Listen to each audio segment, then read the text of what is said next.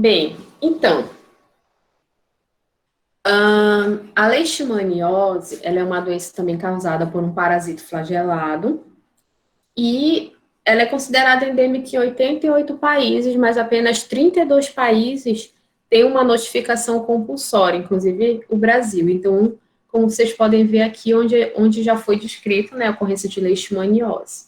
A gente tem uns 4 tipos principais de leishmaniose. A gente tem a leishmaniose, que é a leishmaniose cutânea, né? A leishmaniose mucosa, a leishmaniose visceral e a leishmaniose difusa, certo? Bem, a leishmaniose é uma doença infecciosa, como eu já falei para vocês, e é uma doença zoonótica, tá? Ela não é uma doença contagiosa, obviamente, de você pegar e por contato direto, você pegar a leishmaniose, mas ela é zoonótica, ou seja, ela pode ser transmitida, né, por alguns animais. Por isso que eu vou falar mais para frente para vocês que os animais domésticos, de acordo com as normas aqui com a lei daqui do Brasil, os animais domésticos, quando tem diagnóstico de leishmaniose, se um veterinário detecta que ele está com leishmaniose, eu, enquanto veterinário, tenho que fazer uma notificação obrigatória, e aquele animal deve ser sacrificado, porque aquele animal ele passa a ser um reservatório. Enquanto que em outros países não tem essa obrigatoriedade de sacrificar o animal. Mas tem algumas coisas específicas, o animal tem que utilizar mosquiteiro, enfim, tem algumas coisas que não tem funcionado aqui no Brasil, tá? E a leishmaniose, então, ela pode apresentar vários aspectos clínicos, como eu falei para vocês, dependendo do parasito que está envolvido, dependendo da espécie de leishmania que está envolvida nesse processo infeccioso. Priscila pergunta se não tem como tratar o animal. Tem como tratar o animal, só que assim, o animal, geralmente ele não, assim, geralmente o animal, ele pode não viver, a maioria deles não vive dentro de casa e tem contato com mosquito. Se o teu animal tá, provavelmente naquela área, ele pode ter sido infectado lá, enfim, ou pode ter o vetor, né, o mosquito do vetor da doença. Então, esse animal, ele passa a ser um reservatório. Se vier o mosquito picar o animal e depois picar você, você vai adquirir a leishmaniose. Então, como a leishmaniose é um problema de saúde pública, que esse animal, em outros países, o que se faz? Esse animal, ele utiliza repelente, aquelas coleiras repelentes, utiliza o repelente, o animal, ele fica numa área isolada, esse animal, ele tem que ficar numa área telada para que ele não possa ter contato com aquele determinado vetor, aquele mosquito, para que ele não te infecte e também que não infecte a vizinhança, o raio da vizinhança, certo? Então, digamos que acaba sendo muito perigoso, muito arriscado, e como sabe-se do histórico de falta de cuidado, digamos, da população, de atenção com relação a isso, sendo problema de saúde pública, há essa recomendação. Apesar de poder tratar e controlar, há essa recomendação. Enfim, é assim, apesar de alguns países, como eu falei, não ter, mas, enfim. Te falo mais um pouco lá para frente também. Então, além do homem, como eu já falei, existem várias espécies animais, né, que podem ser infectados, vários outros mamíferos, e que tem um papel importante nessa questão desse perfil epidemiológico, tanto animais domésticos quanto animais silvestres. Então, em todas as regiões do mundo é descrita essa transmissão do parasita entre animais silvestres, geralmente relacionados a um desequilíbrio ambiental, né? Algum processo de desmatamento e tudo mais que carrega, que atrai esses insetos vetores, né, para essas regiões e para o ambiente doméstico. Tem já vários relatos, né, na região amazônica, lá pelo século XIX, de algumas características, algumas feridas características de leishmaniose, de lesões por leishmaniose, que destroem a boca e o nariz. inclusive vários outros relatos históricos sobre essa ocorrência de sintomas características ou sinais característicos da leishmaniose. Bem, e quem é o causador, o agente etiológico, né, dessa doença? São parasitos flagelados que pertencem a esse gênero, o gênero Leishmania, sendo que as principais espécies que ocorrem aqui no Brasil, a gente tem a Leishmania amazonensis, Leishmania viana guianensis e Leishmania viana brasiliensis, que são os que mais ocorrem no Brasil. Na África, a gente tem outras espécies, mas também ocorrem. E como a gente vem falando aqui, a leishmania, ela pertence à grande família Trypanosomatidae, que é da mesma família lá do Trypanosoma, né? E dentre a leishmania, lembra que a gente tem os subgêneros, né? Tem a leishmania e leishmania viana, né? Como eu já falei para vocês. Então, tem a leishmania, as principais, a leishmania Leishmania amazonensis, Leishmania amazonensis, Leishmania viana brasiliensis, Leishmania viana guianensis. Mas existem outras espécies, como vocês podem ver. A gente diz até que existe um complexo, na verdade, que é um grande grupo, que é o complexo Leishmania donovani. Entendeu? Então, essas espécies mais comuns na nossa região. E a transmissão da leishmania, dessas espécies de leishmania, se dá através da picada dos flebotomíneos, são os mosquitos. Muito mais comuns são os pertencentes a esse gênero, lutzomia. Então, a gente tem o lutzomia longipalpis, lutzomia umbralis, tem vários tipos de lutzomia, vários tipos não, várias espécies de lutzomia. Então, vamos ver o ciclo biológico. Então, eu vou passar o vídeo para vocês que ilustra melhor, um vídeo semelhante àquele do tripanossoma que a gente pode ilustrar. Se vocês não ouvirem o áudio, eu vou fazer a mesma coisa, vou narrando para vocês.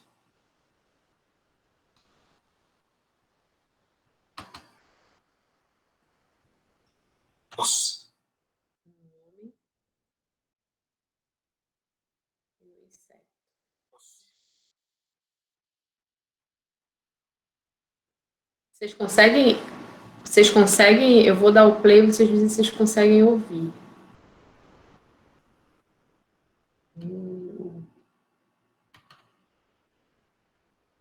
Vocês conseguem ouvir? Não, professora. Então, vou fazendo assim, eu vou narrando como eu fiz do outro, certo? Então, primeiro a gente vai ver o ciclo de vida da leishmania no homem.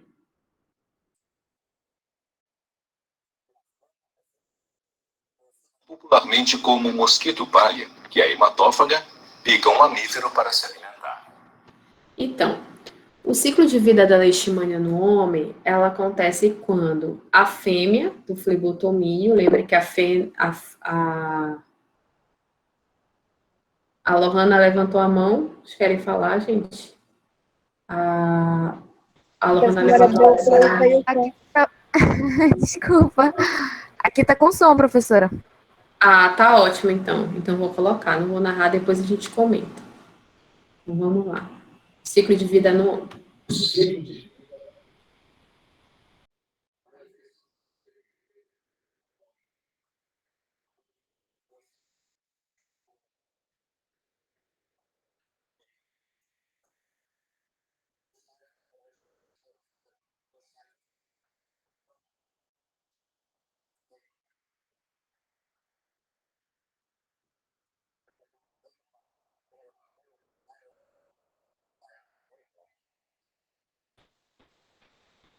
Eu vou ficar sem som. Acho que a senhora vai ter que narrar mesmo. Tá. Então, gente, até vocês escutaram, o que que acontece? A fêmea do flebotomínio, né, que a fêmea é hematófaga, Então, essa fêmea hematófaga, o macho ele é fitófago, vocês vão ver, a fêmea hematófaga. E aí, então, a fêmea vai, ela faz o repasto sanguíneo, certo? E ela injeta, a partir do repasto, uma forma que a gente chama de forma. Vocês estão me ouvindo? Sim. Estamos. Sim.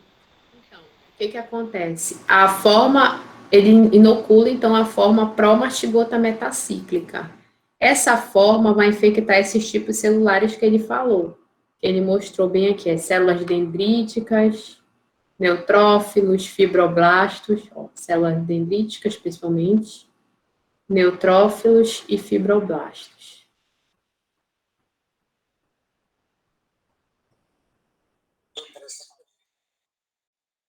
E principalmente os macrófagos.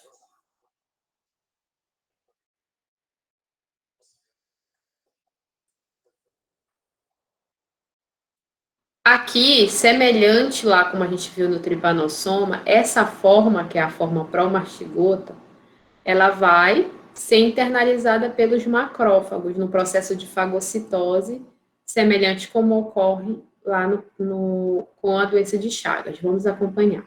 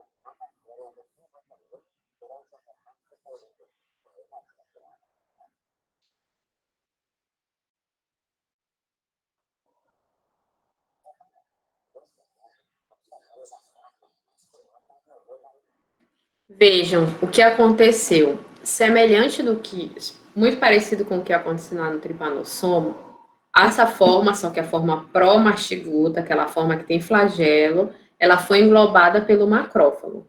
Da mesma forma, foi englobada pelo macrófago, e aí o que que aconteceu? Formou aquele vacúolo parasitóforo, e aí veio os lisossomos para tentar fazer essa digestão intracelular. E essa forma, ela se diferenciou para a forma amastigota, que é a forma sem lá o flagelo. Então, a forma mastigota, como vocês viram, ela começou se dividir, até que ocupou quase todo o citoplasma da célula e a célula lisou, né? Houve a lise celular, e aí houve a liberação dos amastigotas. Vejam a diferença, aqui a célula lisou e liberou os amastigota. Lá na doença de Chagas, o que que aconteceu? Antes da célula lisar, eles se diferenciaram logo novamente na forma flagelada. Aqui não. Aqui os amartigotas foram liberados, assim, sem flagelo, né, amartigota. E esses amartigotas, eles podem infectar uma nova célula, que é o que a gente vai ver a partir de agora. Um novo macrófago.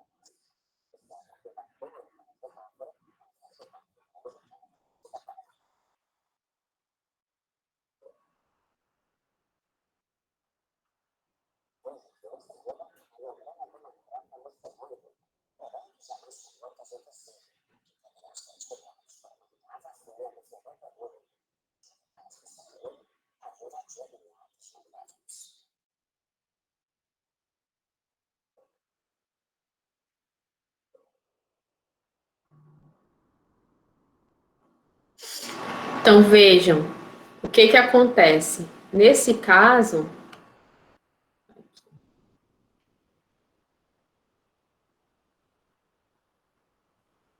só recapitulando aqui o que vocês viram no vídeo, deixa eu só ver aqui que desconectou meu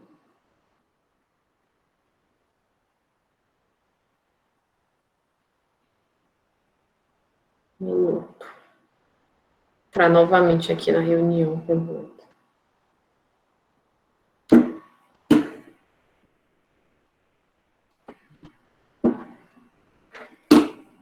Então, gente, recapitulando, o ciclo, o mecanismo de divisão e infecção lá dos macrófagos, ele é bem semelhante com a doença de Chagas, certo? Então, como é que acontece? Só retomando, o que acontece? O flebotomínio, lembra? O flebotomínio, ele injeta essa forma que é a forma pró-mastigota. E aí, o que acontece? Essa forma pró-mastigota é fagocitada lá pelos macrófagos, certo? E lá nos macrófagos, então, ela se transforma em amastigota, que é a forma que não possui flagelo. E as formas amastigotas, como vocês viram no citoplasma, essas formas amastigotas, elas começam a se dividir, né? As formas amastigotas começam a se dividir na célula, e aí depois a célula se rompe e as próprias formas amastigotas são liberadas. Inclusive, essas formas amastigotas podem infectar outras células. Então, é a forma mastigota que vai estar lá. E aí, então, que é a outra parte que a gente vai ver, que a gente vai ver, o que acontece? Os flebotomínios, né? Então, eles ingerem o sangue com os macrófagos infectados pelas formas amastigotas, certo?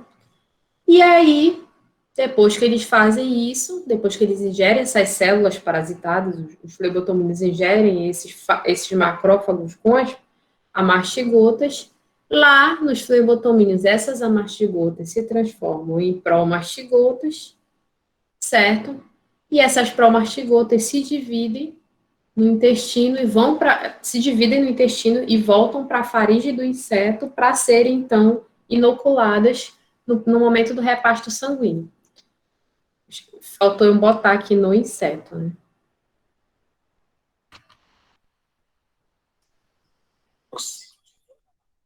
E agora, então, a gente vai ver o ciclo no inseto. A gente viu no homem e agora a gente vai ver como ocorre no inseto. Então, eu não vou comentar só no final, porque eu acabei de falar, né, a questão desse ciclo.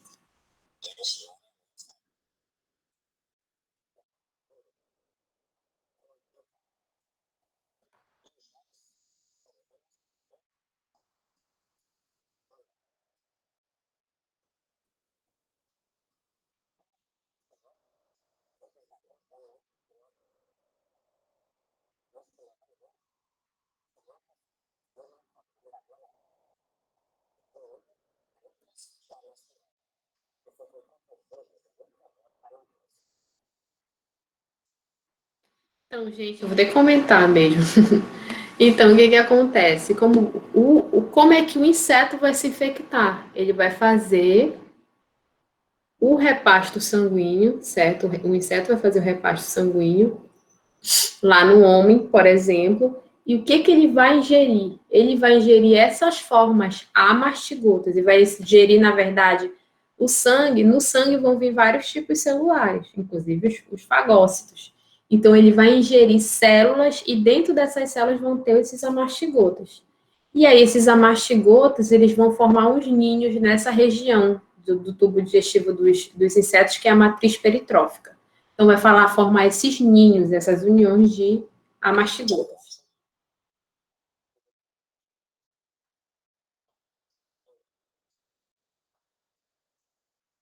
Então, essas formas amastigotas, essas formas amastigotas vão se diferenciando nessas outras formas promastigotas.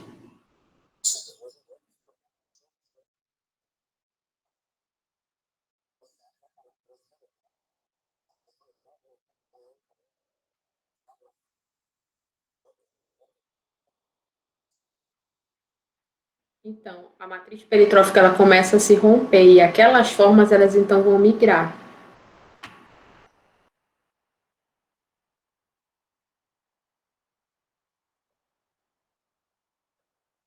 E as formas promastigotas começam a se multiplicar.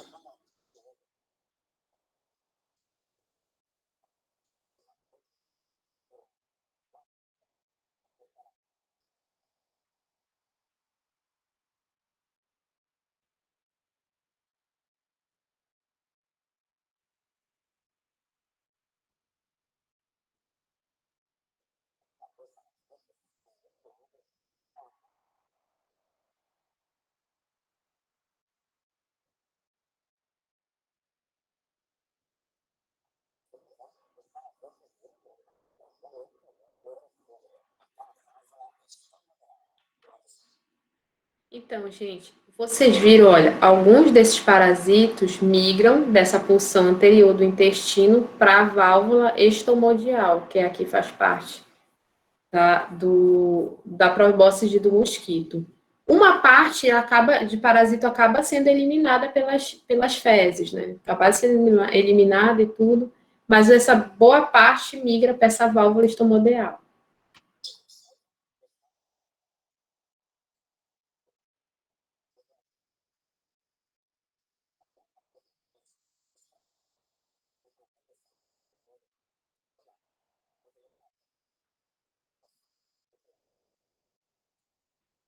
E aí, depois que esses promastigotas migram de lá, da parte do intestino, eles migram para essa região, essa válvula estomodial, o que que acontece? Eles sofrem um processo de diferenciação, que chama de metaciclogênese, uma diferenciação.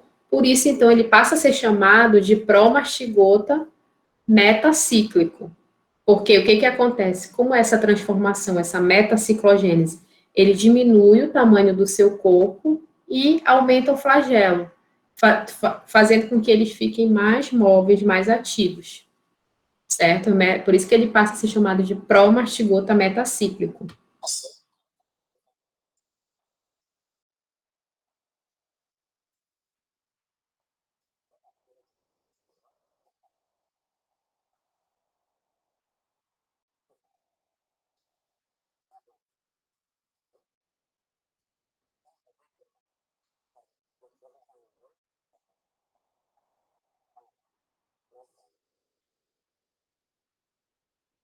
Então, vocês viram o que que acontece? Olha, toda essas promastigotas metacíclicas, elas vão para ficam aqui na válvula estomodial e elas rompem essa válvula e vão aqui para a prosbóscide do inseto, certo? Então, elas migram para cá, tipo, elas são regurgitadas para cá. E aí, quando esse inseto vai fazer o repasto sanguíneo, então ele inocula essa forma, que é a forma promastigota metacíclica. Entendeu? Então, a gente tem essa fase. Tem a promastigota, procíclica, enfim, que é essa promastigota que vai estar aí no tubo digestivo do inseto, do vetor. E aí, essa fase, então, se diferencia, ela migra, né, e depois se diferencia por metaciclogênese nessa fase, que é promastigota metacíclica, que ela diminui um pouco o tamanho e aumenta o flagelo e se torna bem ativa, e vai ser, então, inoculada num próximo hospedeiro vertebrado. Ok? Então, veja, a leishmaniose ela é transmitida pela picada do inseto, né, porque os parasitas estão na probóscide, apesar de que alguns sejam eliminados pelo tubo digestivo, mas também não são infectantes. E na doença de Chagas não ocorre essa inoculação via probóscide, a inoculação ocorre via os tripomastigotas lá que vai estar presente nas fezes. Entendido, gente, o ciclo? Que acaba que todo mundo diz que, na verdade, o que complica a parasitologia é a questão dos ciclos. Então, por isso que eu tento colocar esses vídeos para você ver se vocês conseguem enxergar isso de maneira mais dinâmica, certo? Então, resumindo, o homem se infecta através das fases pró-mastigotas. Essa fase pró-mastigota nas células vai se transformar em amastigota, certo? E essa fase amastigota vai ser a fase em que vai infectar o flebotomínio. Quando fizer o repasto, ele vai sugar células sanguíneas tendo esses amastigotas. E lá no seu interior, esses amastigotas vão se formar em promastigotas, né? Vão se dividir lá no intestino e depois vão migrar para a faringe do inseto, para a válvula estomodial, sofrer a metaciclogênese e formar a forma promastigota metacíclica, que então vai para a prosbóside para infectar um novo indivíduo. Pronto. Certo?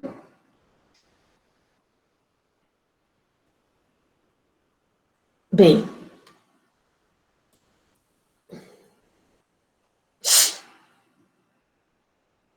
Como eu falei para vocês, a leishmaniose é um problema de saúde pública, certo? Já foi descrito a leishmaniose tegumentar americana em indivíduos de várias idades e de ambos os sexos, então não tem uma prevalência relacionada a alguma faixa etária. Ela é considerada há um certo tempo uma doença endêmica na região amazônica, principalmente lá, iniciou no período do ciclo da borracha, a questão dos grandes fluxos migratórios e tudo mais, e essa questão do desmatamento está relacionada também, por conta da questão do vetor, certo? Então, lembra que eu falei que ela é uma zoonose, e existe 3 perfis epidemiológicos, o perfil silvestre, né, o perfil que são pessoas que vivem, né, em áreas, em regiões mesmo. Houve um desmatamento, vivem nessas regiões que têm contato com o vetor e com o reservatório silvestre. Tem a questão tem perfil epidemiológico que a gente fala de ocupacional ou de lazer. Ocupacional, quando a pessoa tem uma profissão relacionada, que tem um contato, por exemplo, uma doença ocupacional. O cara que coleta mosquitos lá no Instituto Evandro Chagas. Então, ele entra no mato, enfim, ele tem esse contato.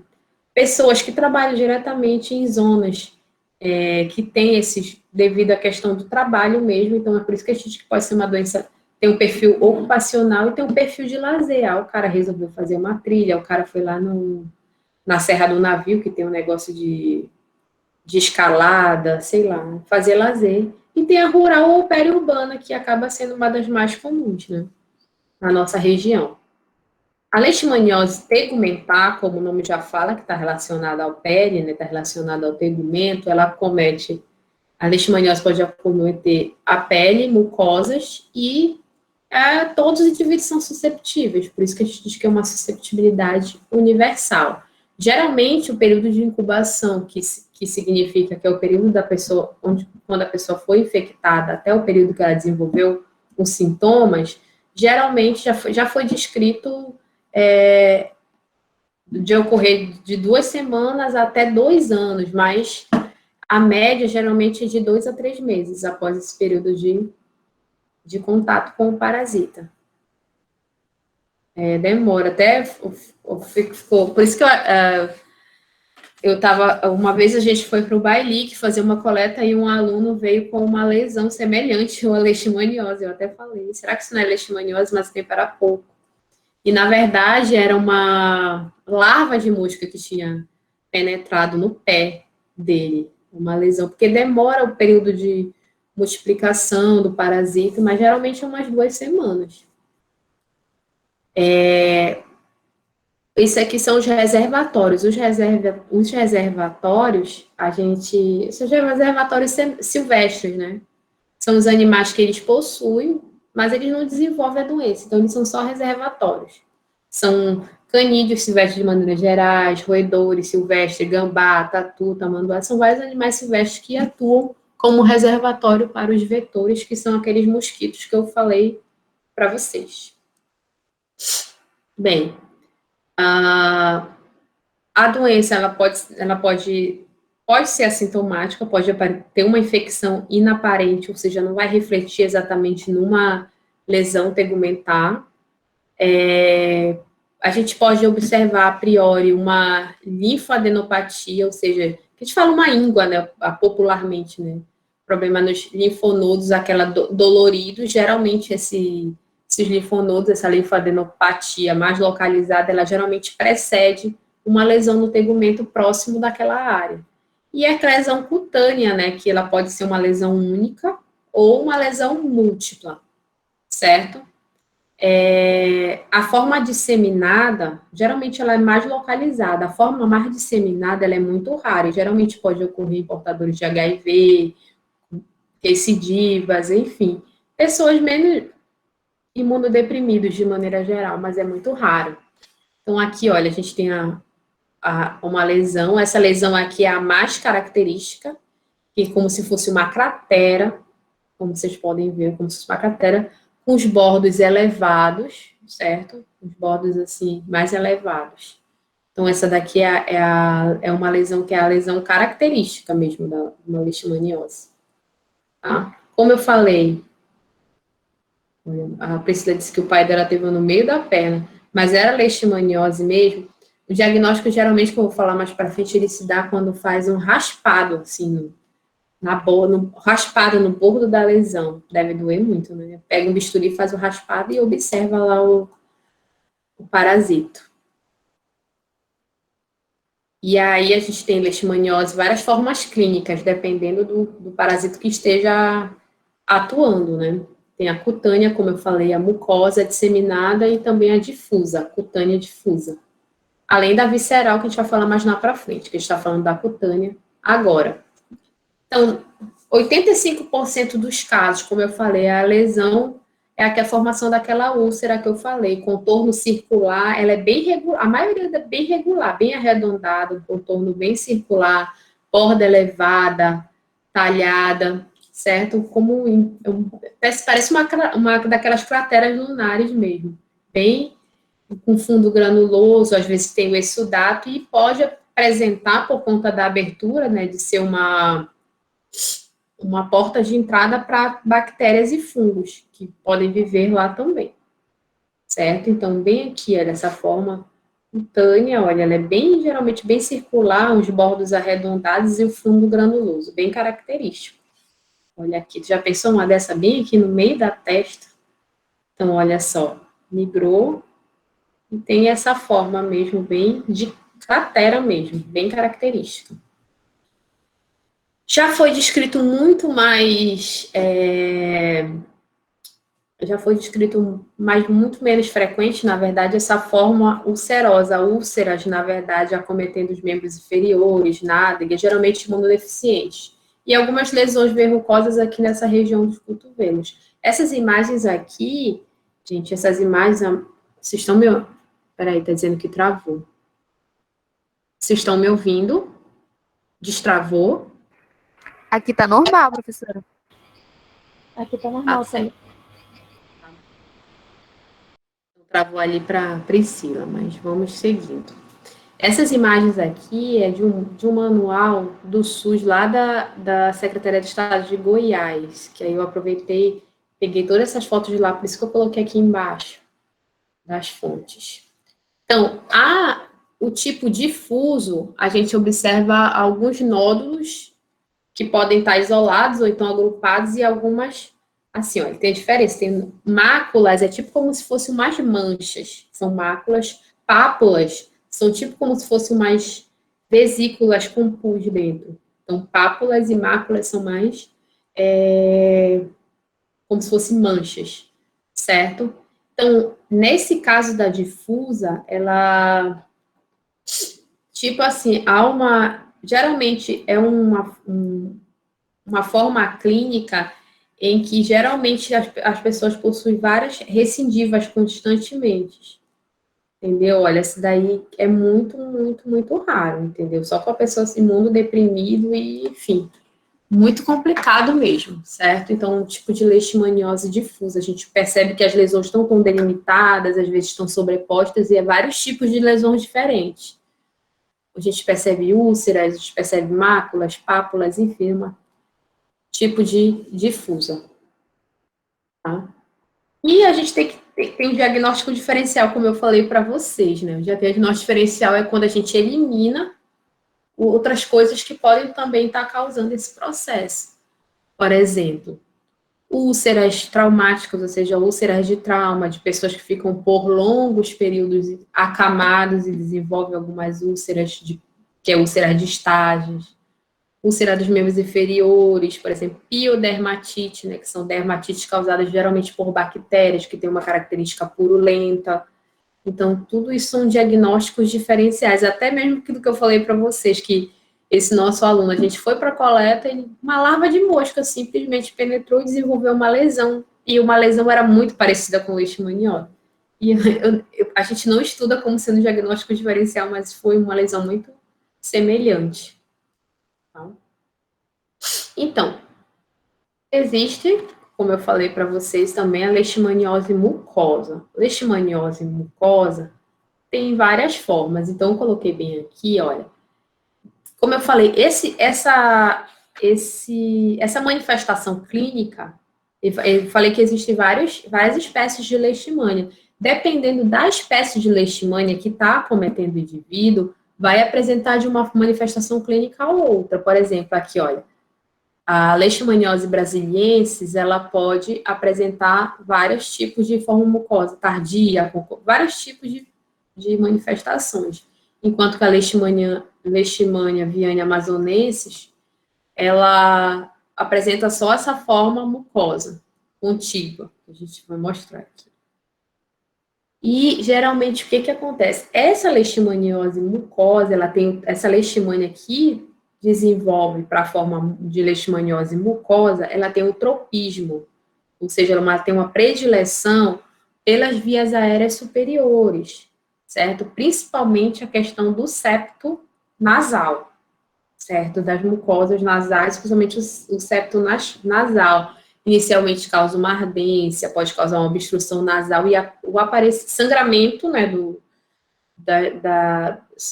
sangramento das narinas e às vezes até a formação de crostas nas mucosas nasais, certo? Essa manifestação geralmente se dá em decorrência de uma grande resposta do teu próprio sistema imunológico, uma resposta celular do teu sistema imunológico para combater o parasita, certo? Geralmente o tratamento é satisfatório. Essa mucosa, vejam bem, olha, acaba que às vezes pode destruir parte do septo nasal, que antigamente a gente chama de nariz de tapir, porque às vezes destrói o septo nasal. Então, causa lesão destrutiva nessas vias aéreas e geralmente também pode evoluir para a forma mucosa, que está na mucosa nasal, pode evoluir para a forma cutânea e gerar, então, uma infecção crônica, certo? E essa forma, ela já pode apresentar uma resposta terapêutica muito mais difícil.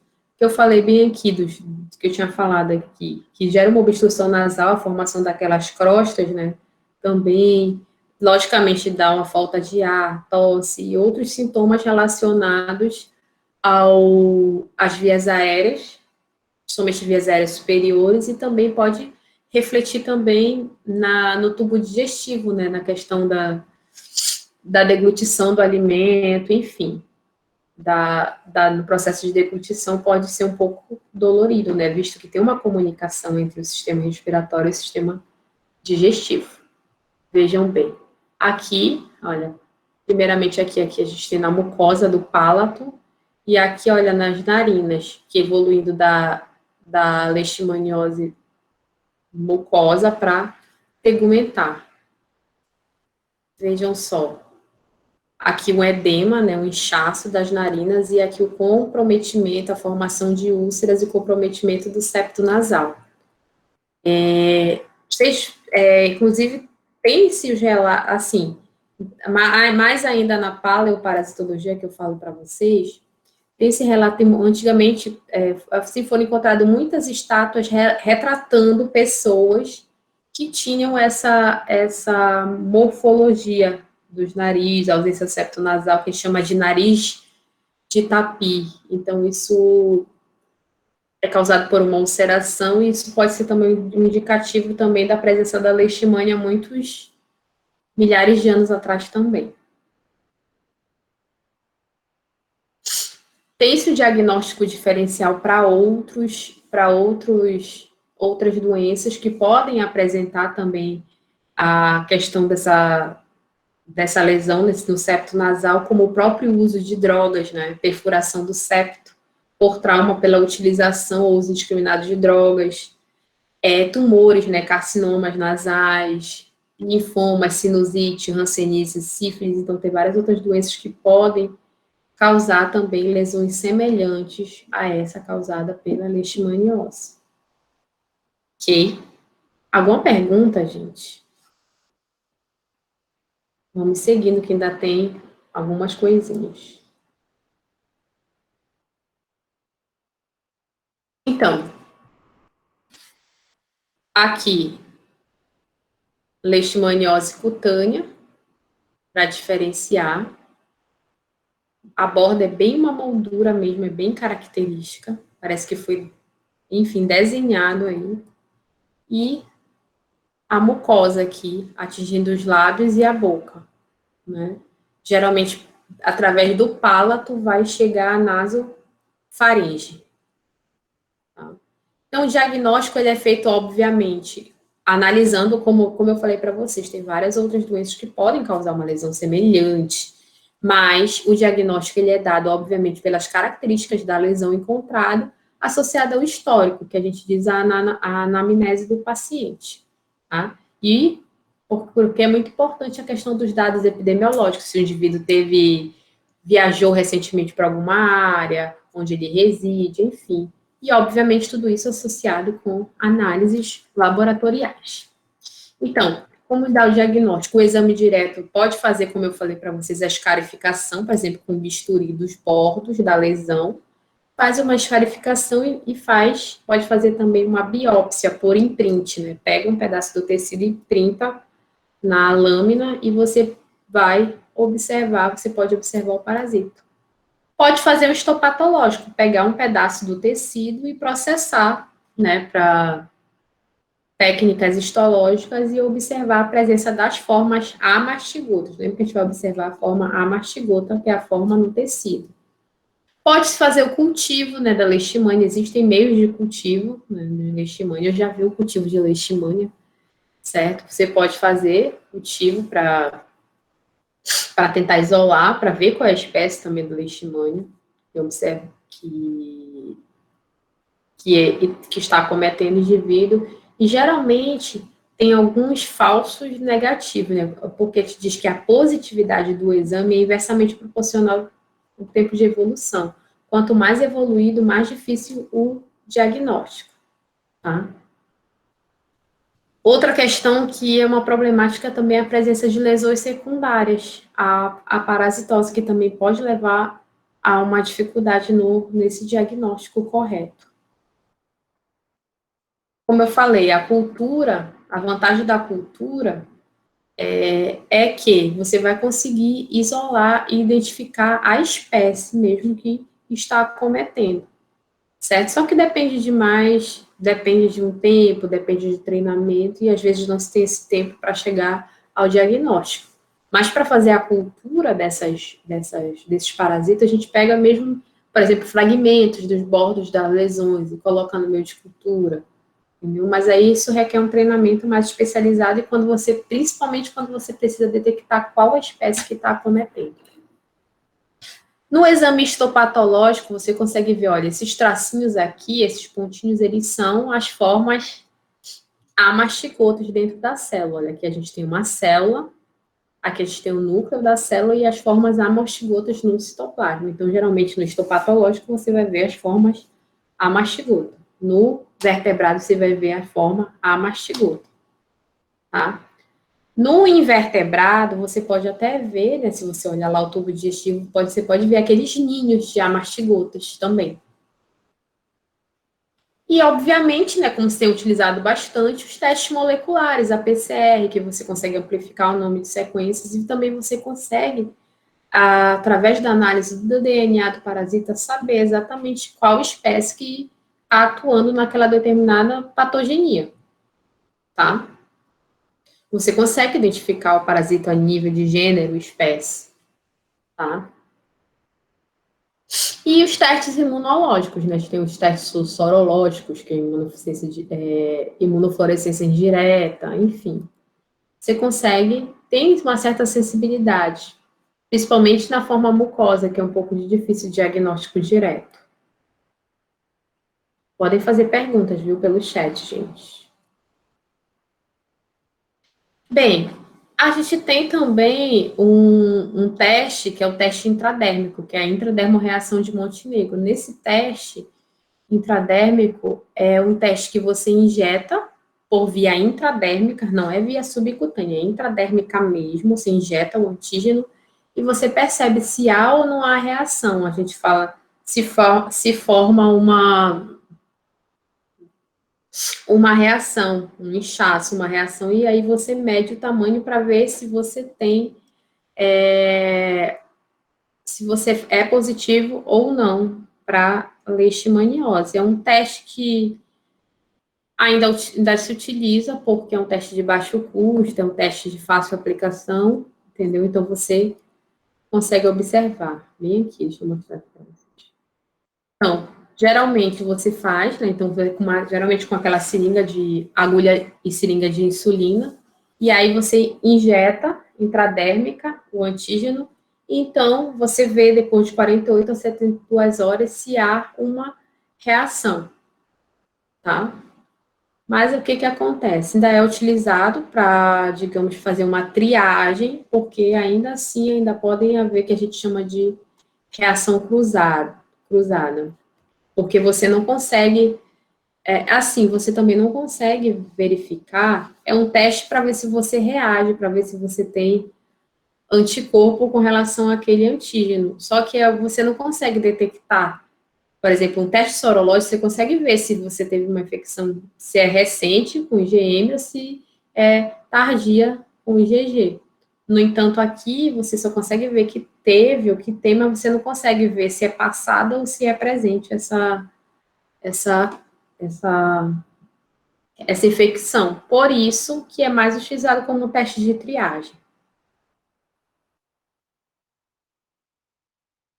Então, no fluxograma a gente tem um paciente, né, um paciente com a sintomatologia, o diagnóstico pode ser feito associando a análise clínica epidemiológica, ou seja, sintomatologia, dados epidemiológicos de onde ele mora, se ele viajou, enfim, outros dados relacionados à anamnese do paciente, o exame imunológico, né, que a gente tem aí, que eu falei agora, a reação intradérmica de Montenegro e a imunofluorescência, e o parasitológico, você observa diretamente o parasita. Você pode observar com a histopatologia, com o raspado ou imprint, fazendo a PCR, também, o raspado ou imprint, né?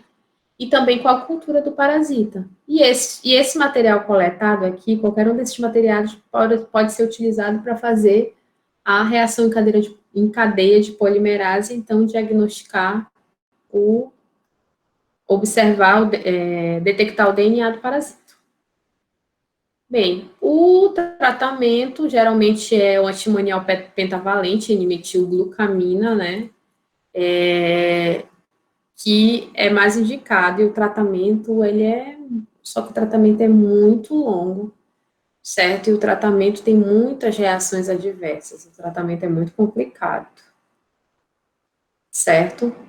Então, aqui só tem algumas coisas que também não é muito interessante para a gente, mas a primeira escolha é esse antimonial pentavalente.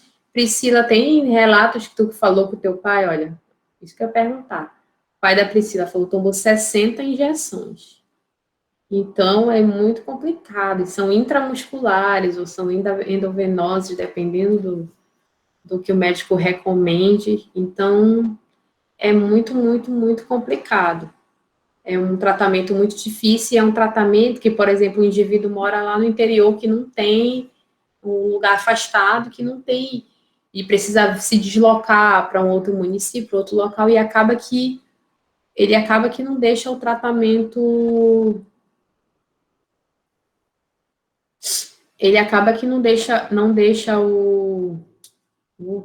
Desculpa. Ele é um tratamento muito longo que acaba que muitas das pessoas não segue, não continua até o final esse tratamento, entendeu? Então depende muito disso. Justamente o que a pessoa está falando, ele tem um tratamento, mas depende de você seguir à risca essa posologia. Porque imagina, um indivíduo que tem que se deslocar a um outro município para tomar 60 injeções, tem que se deslocar, sei lá, de 15 em 15 dias. Enfim, tem que se deslocar de uma em uma semana, dependendo. Ou diariamente até, né? Certo? Então, dependendo do tipo de leishmaniose que o indivíduo esteja, muitas vezes ele não segue a risca. Então, isso daí dificulta a questão da cura, mas a cura, sim, há tratamento. Bem, aqui algumas coisas com relação a algumas doses, só para critério de a gente ter noção, justamente como eu falei para vocês, que o esquema de tratamento ele é muito, muito longo, tá? Como eu falei, as drogas utilizadas ela tem muita toxicidade, certo? Bem, e essas principais sintomatologias, mais reações adversas são variáveis, depende do indivíduo por outro, mas geralmente dor, náuseas, vômitos, desconforto abdominal, tontura, hipoglicemia, dor de cabeça, enfim, tem várias sintomatologias porque realmente é uma medicação muito pesada. Então, isso logicamente vai depender, vai variar de um indivíduo para outro. Tá? Então, é muito importante para isso, então, diagnosticar precocemente, né? Principalmente quando se trata, por exemplo, das mucosas, para tentar minimizar esses impactos que são causados pelas essas deformidades geradas pela doença, né? Deformidades, principalmente na questão das vias aéreas, que pode gerar, além da questão estética, pode gerar prejuízos para a questão respiratória, obviamente. Então, é muito importante esse diagnóstico precoce. Tá? Então, para isso é importante a vigilância da ocorrência dos casos humanos, da ocorrência dos vetores, então, vigilância entomológica, por isso que às vezes eles deixam essas armadilhas para capturar e verificar se em determinada área há a presença de determinado vetor, e a vigilância também dos reservatórios silvestres e dos hospedeiros susceptíveis.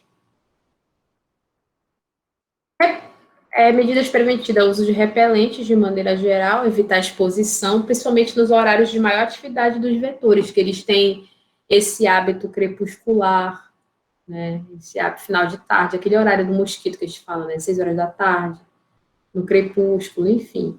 Uso de mosquiteiro, uso de telas, qualquer coisa que previna você do contato direto com o vetor. Tá? Então, manejo ambiental de maneira geral, poda de árvores, e dar o destino adequado ao lixo orgânico, que também atrai insetos, limpeza periódica também dos abrigos dos animais domésticos, porque lembra que os animais domésticos são susceptíveis, e é uma doença zoonótica, né? Você pode, a partir de um animal contaminado, um animal parasitado, ele pode transmitir, logicamente, pelo mosquito, certo?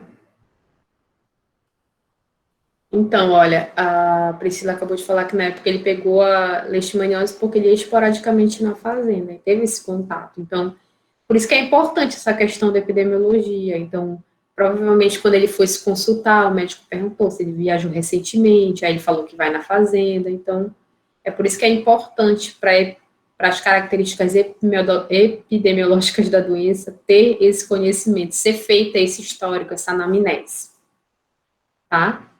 Nosso tempo está bem apertado, né, gente? Mas vamos lá, que a gente vai falar rapidamente da leishmaniose visceral. Então, o leishmaniose visceral ela é distribuída basicamente, mais especificamente, nesses locais que estão marcados aí no mapa, ou seja, 90% dos casos estão concentrados aí, que é Bangladesh, Brasil, Índia, Nepal e Sudão. Então, a maioria dos casos está concentrado nessa região, tá? Então, aqui, isso daqui é um é um mapa da Sistema de Vigilância e Saúde, mas é um mapa desatualizado, que ele mostrava a concentração, né, segundo a classificação nas áreas, área sem transmissão, área de transmissão esporádica, inclusive a atividade, só que eu acho que é de doença de Chagas. Eu falo muito para vocês, porque hoje lá no site da SVS, você tem todo esse levantamento e a flutuação de casos nos anos. Então, vocês vão até dar uma olhadinha nisso lá, que eu vou passar para vocês. Tá? O que acontece? Lá, em Várzea Grande, tem se descrito a ocorrência desde 94. E a gente tem notado um aumento, principalmente no norte e no nordeste. Certo? Então, gente, continuando a aula de hoje, já que houve a falta de energia, mas a gente vai dar continuidade assim, vou dar continuidade no escuro e depois eu continuo postando para vocês junto com a anterior. Bem, como a gente estava falando, a leishmaniose visceral, o agente etiológico é a Leishmania chagas. Então, como a gente já comentou, essa especificamente ela é parasita intracelular obrigatório, né, do sistema fagocítico mononuclear. Como a gente já falou, né, a gente tem duas formas evolutivas, que é a forma promastigota, forma flagela, certo? Que é formada no tubo digestivo do inseto, do vetor, e depois sofre metaciclogênese e forma promastigota metacíclica, que vai ser infectante para o homem. E assim que chega, tem contato com as células do sistema fagocítico mononuclear, esse parasito é fagocitado, se transforma em amastígota, então se multiplica e vive lá no tecido dos vertebrados, tanto o homem quanto outros hospedeiros vertebrados. Bem, o vetor, como eu já falei para vocês, é o inseto hematófago. As fêmeas elas são hematófagas. Esse mosquito é conhecido como mosquito palha. Então ele tem essas asas grandes, são muito pilosas, certo? É um flebotomínio, pertence ao gênero Lutzomia.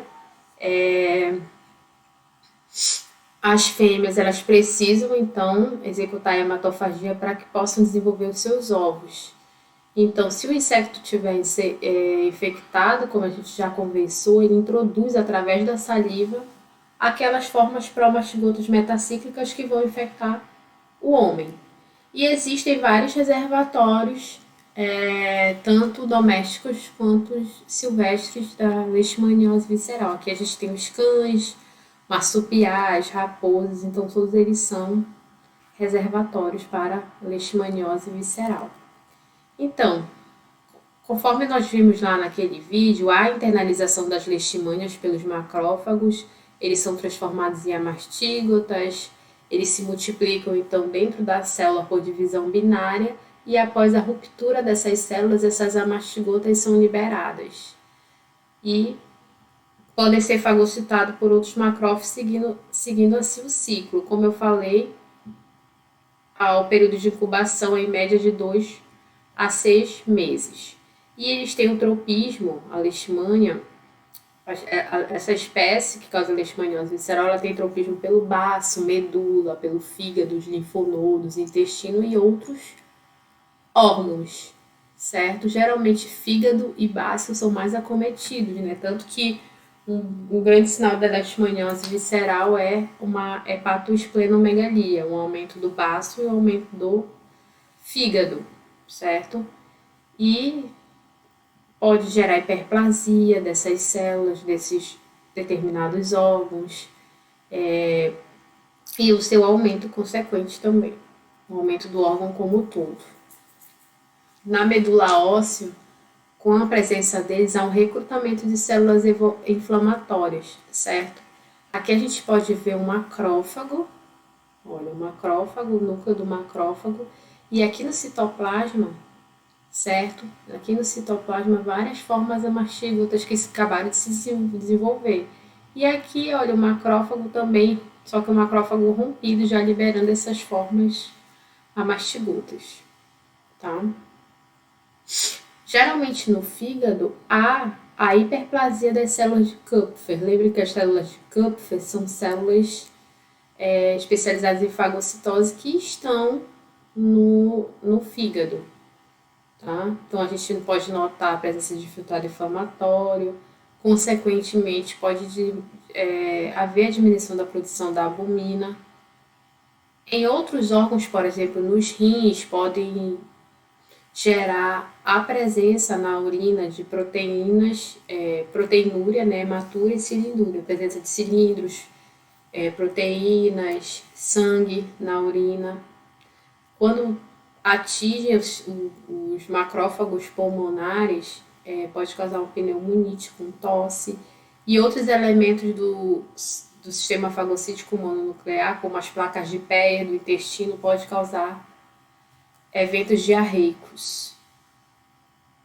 O conjunto de sintomas clínicos envolve bastante a questão da febre, né, por causa da infecção, a pancitopenia, ou seja, a diminuição de todos os tipos celulares, e uma hepato e esplenomegalia, que é o aumento a hepatomegalia é o aumento do fígado e a esplenomegalia o aumento do baço, tá?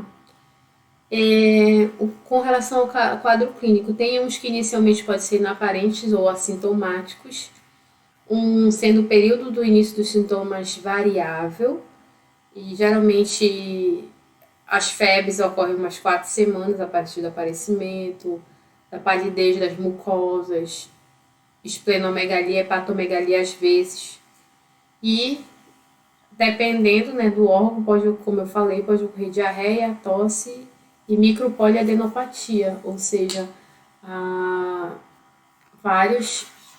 inflamação de vários linfonodos, várias glândulas, na verdade. Aqui a gente tem por exemplo, em crianças, num período inicial,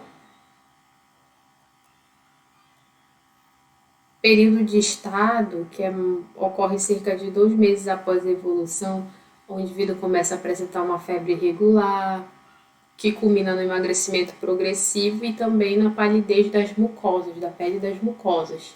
E já nessa fase a gente começa a observar uma hepatosplenomegalia mais evidente.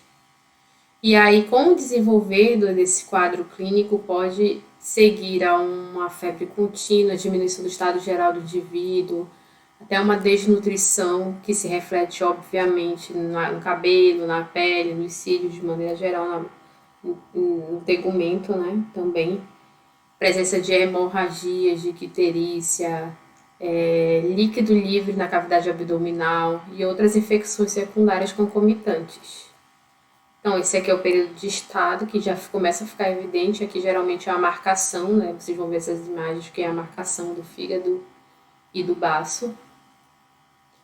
Tá? Período de estado, que, como eu falei, já fica mais bem evidente. E o período final mesmo, que pode culminar a morte, somente em crianças que já vão estar mais debilitadas. O diagnóstico, o padrão ouro de diagnóstico é a visualização das formas amastigotas, né? Obviamente, a gente consegue observar nos macrófagos, como eu falei, no citoplasma dessas células do sistema fagocítico mononuclear, a presença das formas amastigotas. Seria o padrão ouro, a visualização do parasito em si. Pode fazer também a cultura das formas promastigotas, essas formas flageladas, que são as formas móveis, que a gente consegue fazer cultura em meio líquido. E o material que pode ser usado para o diagnóstico, dependendo do tipo, na verdade, dependendo do grau de acometimento do indivíduo, pode ser coletado material da medula óssea, do baço, do fígado, dos linfonodos. Menos frequente, mas também que pode ser coletado, elementos da pele, sangue, trato digestivo, enfim, outros líquido pleural, se houver. E esse material pode se obter através de coleta de sangue, biópsia ou aspiração do líquido. Como, por exemplo, aqui, quando ocorre o aspirado de líquido, o aspirado de medula óssea, certo? Que pode ser aqui da parte do isquio, certo? Ou parte do externo. E o esfregaço da medula, olha, como a gente já pode observar aqui. Aqui tem os tipos celulares, as hemácias, e aqui provavelmente são mastígotas liberadas. Alguns exames, né, podem complementar o diagnóstico, se são exames complementares, que são caso de hemograma completo, onde você vai anotar a pancitopenia, certo? O exame de urina, você pode observar, onde você pode observar proteinúria, hematúria, essas coisas. O coagulograma, você pode fazer também, verificar a função hepática, a versão, você pode verificar a função hepática, a função renal, certo? E o exame de urina, direto, quando você vê os padrões de densidade e outras coisas. Bem,